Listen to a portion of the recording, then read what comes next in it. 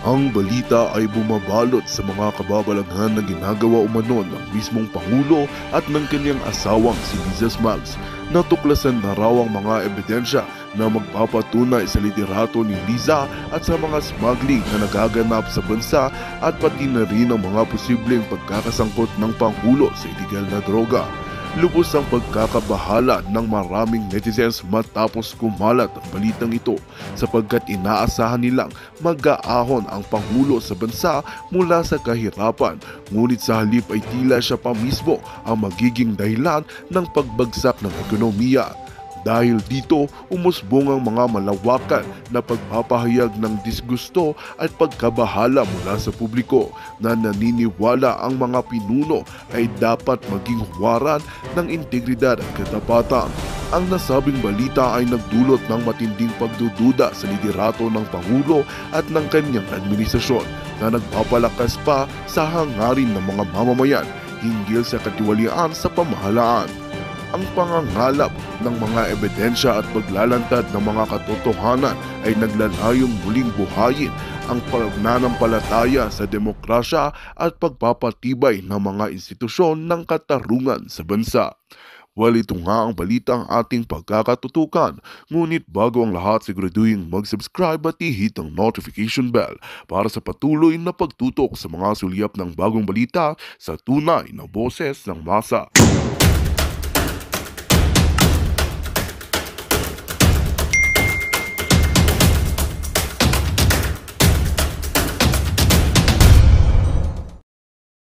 Times, 10 times, ay iba-ibang daw tao, yun yung palusot nila. Claimants lang daw yun. Ganun na lang ba insultuhin ang inyong mga pagkatao, ang inyong utak? Ano kayo? May saltik lang? O bangag din kayo sa mga pulburon? Hindi na hindi. Sabi ko kahit ang tao ay bangag na bangag sa pagpupulburon, meron siyang pagpanahon, may moments na may katinuan siya na alam niya na kung niloloko siya o hindi. Bisaya and Germany, umabot ng 49,000 viewers kay Pangulong Duterte. Wow, nakatulog na ako. Sobrang nangarag din ako dahil magkaiba tayo ng time zone. So, ano gagawin natin? Kaya nga, hindi ako titigil, sabi ko. Hindi tayo titigil sa pagsasalita. Umiikot na po ang tumbong ni Kuting. Effective tayong lahat. Effective yung mga kabataan doon sa Liwasang Bonifacio. Sabi ko nga, hindi mo kailangan maging miyembro ng KOJC. Hindi mo kailangang maniwala, okay? Maniwala sa lahat, okay? Sa lahat ng mga pinagluloko tayo o pinifeed sa atin ng mga buwaka ng inang ito, ng gobyernong ito. Hindi mo kailangang paniwalaan yung kababuyan nila.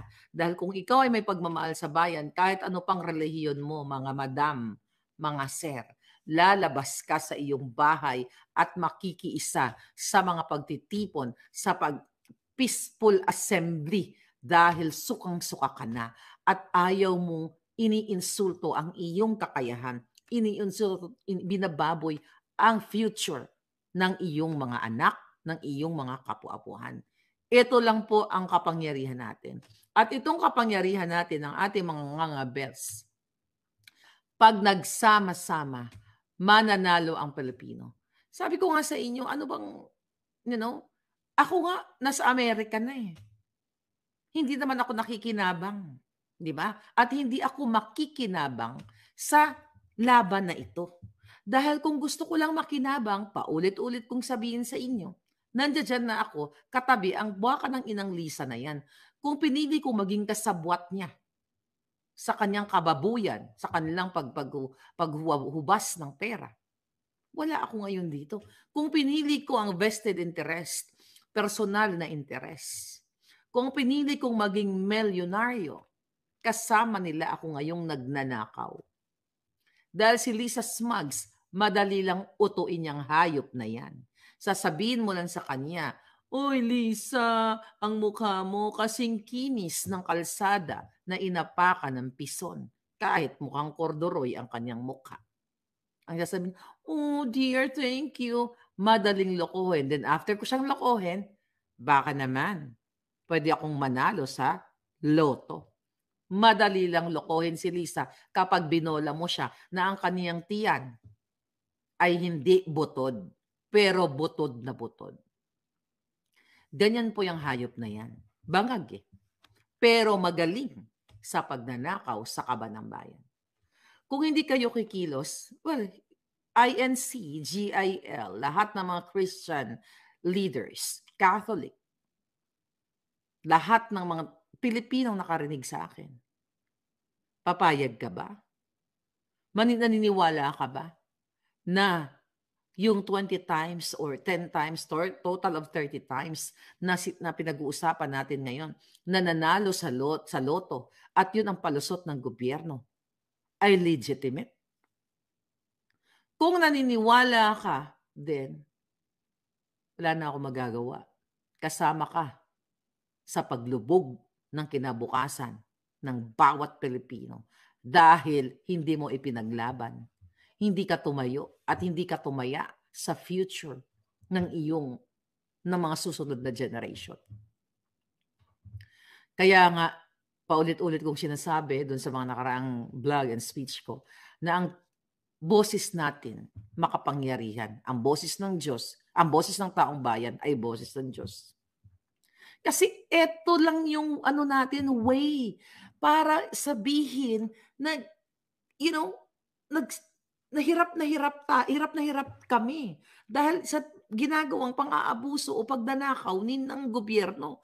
Kung lahat kayo tatahimik, mga kababayan, at hindi kayo makikisali dahil kasi yung sa Liwasang Bonifacio, KOJC lang yan, hindi naman kami kaalyado ni Quiboloy.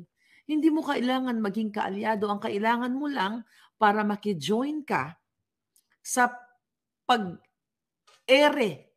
pagpaparinig ng iyong tinig sa nakakadrinding ginagawa ng gobyernong ito. Kailangan mo lang ng utak, kahit isang kunting hibla lang ng utak ng katotohanan, utak ng para sa Pilipino, at ng puso. Gamitin mo yung puso mo. Hindi mo kailangang paniwalaan. Okay? O hindi mo kailangan maging miyembro ng isang sumali sa isang group, religious group, para lang masabi na what? Okay? Na hindi ka sumusuporta kasi hindi mo ka reliyon. Ganun ba? Kung pababayaan nyo itong hinayupak na gobyernong ito, nakakapagod na umasa. Kailan pa kaya mawala sila sa posisyon? Sabi ni You're Always Mine. Mga kababayan, we are just waiting. Ako naniniwala ako na hanggang Hunyo na lang ito. The most. Hanggang June na lang ito. Patapusin ba natin na magsona pa itong hayop na kuting na to? Para sa inyong kaalaman, apektado po sila sa rally ng KOJC. Ang dami kong mga nakausap na ating mga puting ahas na anong sabi sa akin. Miss Maharlika, effective po ang ginagawa ninyong lahat. Lahat ng mga sumasali, nag-speak up day sa social media, na tataranta po sila. Just keep going. So, sinishare ko ang information sa inyo. Keep going. Hindi natin kailangang sumuko sa laban. Nandito na tayo eh. Nasa finishing line na tayo. Bibitaw pa ba tayo? Mga palangga. Nandito na tayo. Hindi yung mga nag-expect kagabi na akala nyo last day na yon. Huwag ganun yung thinking. Everything is timing. Hindi ka basta-bastang susugod at hindi tayo susugod. Walang susugod. Kailangan lang natin ng kumbaga more people na magsalita, na parating sa buwakan ng inang gobyernong ito na hindi kayo naniniwala na may 433 na katao na nanalo sa loto at itong pinagsasabi nilang ni Robles na ang 20 times or 30 times na nanalo ay claimant lamang. Kung ang thinking ninyo ay hindi para sa sarili ninyo, kundi para sa pangkalahatan, mas mabilis tayong manalo. Dahil hindi natin kailangan mag-alsa, magwala. Kailangan lang natin ang presensya ng lahat. Pag kayo ay umiikot-ikot na malapit sa Malacanang, umiikot-ikot sa EDSA, umiikot-ikot sa Maharlika Avenue, sa Taguig, Quezon City, kung saan man.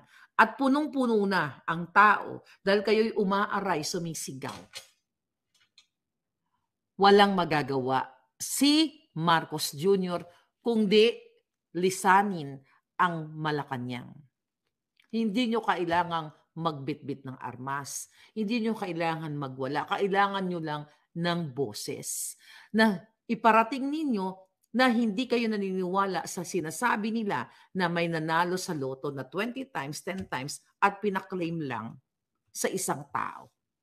Kung ganun kayo mag-isip at nakikita nyo na itong issue sa smuggling, sa pulburon, na negosyo lahat ni Kuting dahil pinoprotektahan niya lahat, itong mga taong involved sa pangdorobo o pang-smuggle.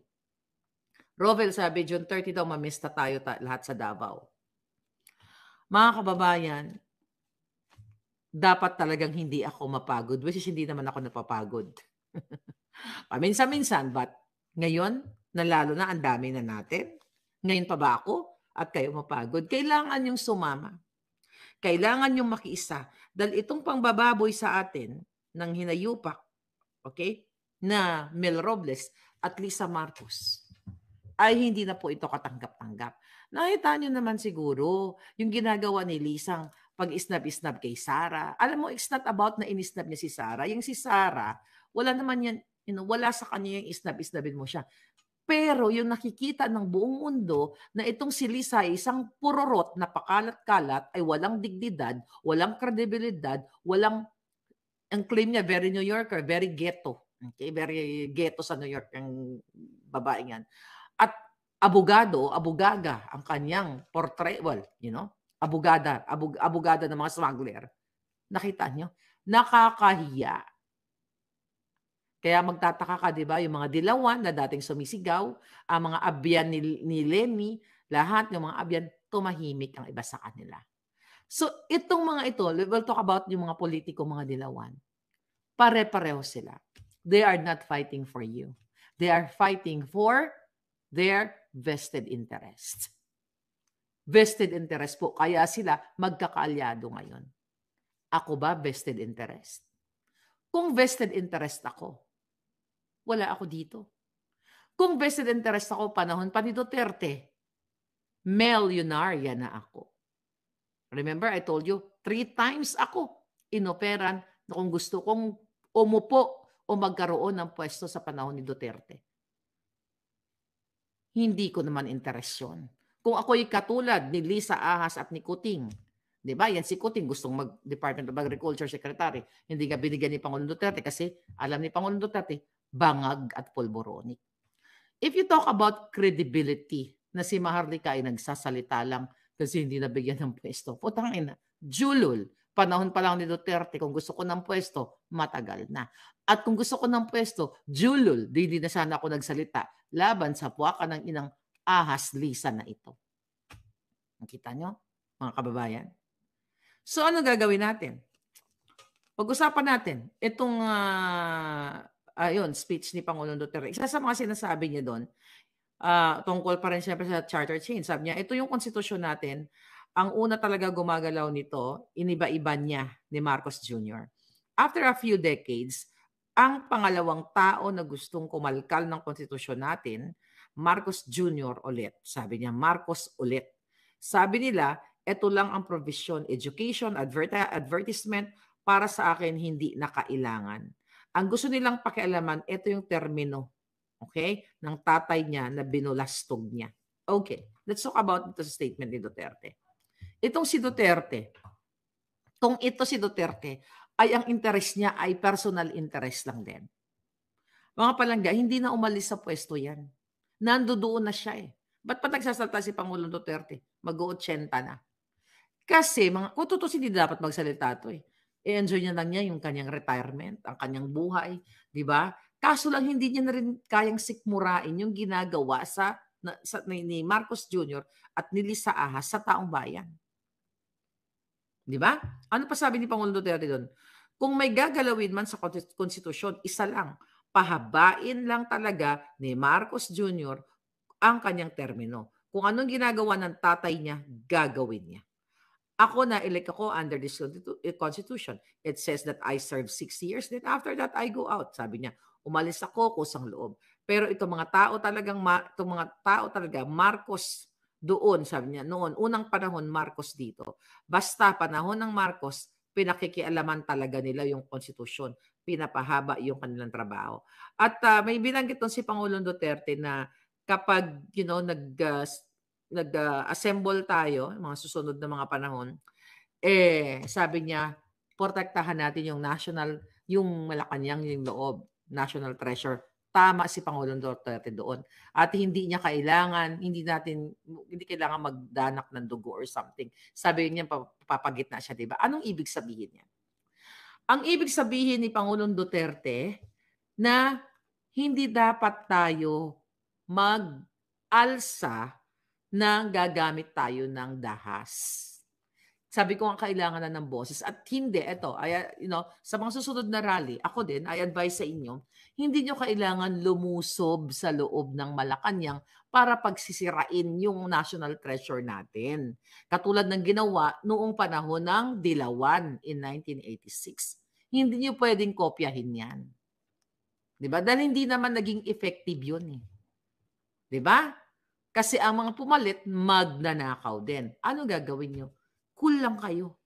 Kasi, ang ating pakikipaglaban layer by layer, tandaan ninyo, may kakampi po tayo sa loob ng Malacanang. Kaya nga tayo may puting ahas. They know kung anong ginagawa ni Lisa.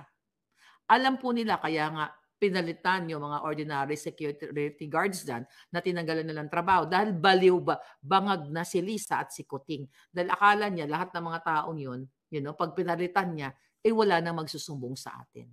Hindi po matatapos o hindi po mawawala yung ating mga puting anghel o puting ahas na mag-inform sa atin. Kasi yung iba dyan, most of them, ginagawa lang nila yung trabaho nila. Hindi natin kailangan lumusob doon. Kailangan lang umikot at mag-enjoy kayo habang tayo ay nagtitipon. And let the people, kung sino man yon, and God will do the rest. Diba? Nasa tao ang gawa, nasa Diyos ang awa. Diba? Kasabihan yan. So mag-enjoy lang kayo, umikot lang kayo. Pag mayroong mga pagtitipon, hindi niyo po kailangan manggulo o magwala. Katulad ng ginawa noong 1986 na nilusob ang loob ng Malacanang, pinagkukuha yung ating national treasure. Kasi kung ganun ang thinking natin, that's very yellow. Very dilawan. Sino bang nasa loob ng Malacanang? Masahol pa sa yellow. Jaundice, tartar, lahat ng kadugyutan nandiyan dyan. Hindi tayo tutulad sa kanila. Kailangan na natin pagbigkisin ang ating mga boses. Hindi nyo kailangan magwala. Sabi ko nga, Diyos ang bahala at ang mga taong nakakakita sa loob mismo ng Malacanang ang mag-negotiate. Sa tingin nyo ba pag marami na kayo ng bonggang-bongga, kahit magmatigas si Kuting Jr. at si Lisa na hindi sila aalis, wala silang choice kapag manaig na ang boses ng bayan. Hindi po natin kailangang magwala at lumusob at makipag-away sa mga military o mga polis. Kailangan na natin ang gamitan ng pakikiusap, puso at konsensya. Pag kayo lahat ganon, konsensyahin nyo. Kunyari nasa rally kayo, tanungin nyo itong mga polis, tanungin nyo itong mga military, sir, siguro naman nakikita nyo yung ginagawa sa PCSO. Siguro naman nakikita nyo yung issue sa smuggling. Siguro naman nakikita nyo yung ginagawa ni Bruhildang Lisa Satanas, ni Marcos Jr. travel there. Kumbaga, para kang nagbibigay ng paunawa sa iyong anak. Anak, nakikita mo ba to? Tapos kapag ginamitan mo ng salitang tagos hanggang puso, tagos yung konsensya, at inilatag mo kung bakit tayo nandyan, kung bakit kayo nasa kalsada, believe me, kahit sinong pinakamasamang tao, di ba? Except Lisa at Kuting, meron pa yung konting kurot, okay, ng pag-ibig, okay, sa katotohanan. Meron pa yan. Yung mga, sabi ko sa inyo, huwag yung aawayin, yung mga, huwag kayong mag-aklas or something na magwala. Kasi meron po tayong mga puting ahas sa loob ng Malacanang. Yan ang ano natin, yan yung ating power. Pero balikan natin itong issue sa loto. Mga kababayan, masakit sa dibdib, di ba? Di ba nai-stress kayo? Sumasakit yung puso ninyo dahil nakikita ninyong binababoy tayo.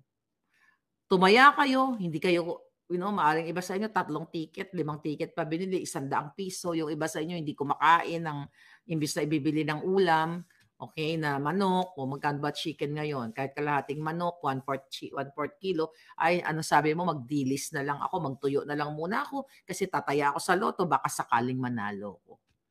Huwag ka nang tumaya. Don't ever, mga palangga, spend your money, your meal allowance o pangbili mo ng bigas. Huwag mo nang itaya yan.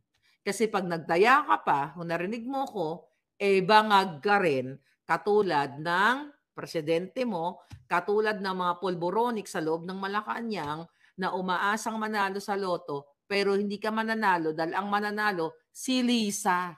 'Di ba? Nasa Europa sila ngayon. Nakabalik na ba yung mga anong date na ba? Wala pa, nandun pa mga putang ina. Mga kababayan, si Lisa Ahas at saka si Kuting, they are free to bring all the money mula sa pagiging pagtama nila sa PCSO. Doon sa mga palangga.